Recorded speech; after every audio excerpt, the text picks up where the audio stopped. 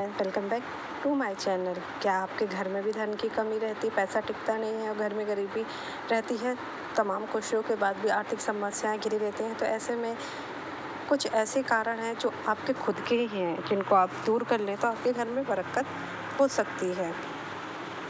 सबसे पहला कारण घर का मुख्य द्वार दक्षिण दिशा की तरफ होना। वास्तु के अनुसार यदि आपके घर का मुख्य द्वार दक्षिण दिशा की तरफ है तो इससे आपके धन का नाश होता है और घर में गरीबी अपने पैर पसारने लगती है, क्योंकि दक्षिण दिशा में घर का मेन गेट होना शुभ नहीं माना गया है। दूसरा कारण है कि घर के मुख्य द्वार पर पेड़ की छाया पड़ना।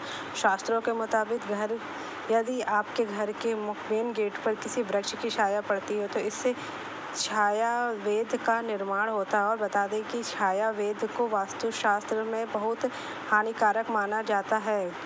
द्वार वेद के कारण घर में हमेशा पैसों की तंगी बनी रहती है और कभी भी घर में धन की बरकत नहीं होती। इसलिए कहते हैं कि घर के सामने कोई पेड़ या वृक्ष नहीं होना चाहिए।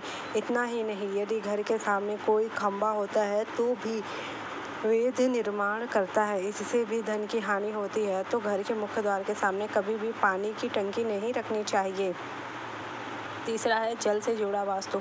वास्तुशास्त्र के मुताबिक नल से लगातार टपकता पानी भी घर में दरिद्रता लेकर आता है, क्योंकि कितना बेवजह नल से पानी टपकता है उतना ही बिना वजह आपके धन का नाश होता है। ऐसे में यदि आपके घर में कोई नल खराब है तो उसे तुरंत घर में गरीबी आने का चौथा बड़ा कारण है घर की दीवारों और दरवाजों पर दरार का आना। वास्तुशास्त्र घर की दीवारों पर दरार या छेद होना घर में नकारात्मक ऊर्जा का संचार करता है, जिससे घर में धन का आगमन नहीं होता है।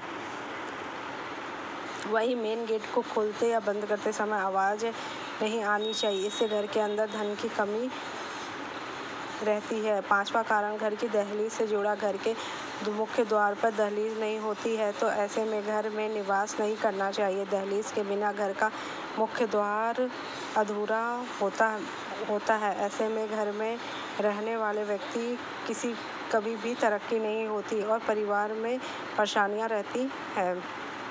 जो लोग सूर्योदय से पहले उठते नहीं हैं उनके घर में भी गरीबी रहती है। जिनके नल और टंकी के पानी से भी पानी टपकता है तो उनके घर में भी आर्थिक तंगी रहती है। गुरुवार और एकादशी दिन नाखून नहीं काटना चाहिए, इससे माँ लक्ष्मी नाराज़ हो जाती हैं। घर के अंदर खराब इलेक्ट्रॉनिक सामान नहीं रखना चाहिए, मानता है इससे धन की हानि होती है। सूर्यास्त के बाद किसी को दूध, दही या पैसा देना अशुभ माना जाता है, इससे घर में धन हानि होती है, जिसके कारण आर्थिक तंगी का सामना करना पड़ता है।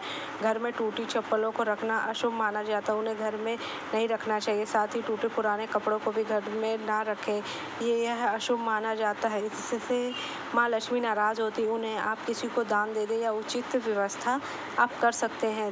धन की देवी माँ लक्ष्मी को साफ सफाई बहुत पसंद है। घर में कभी भी धूल मिट्टी नहीं रहना चाहिए, नहीं तो गरीबी आने का कारण है।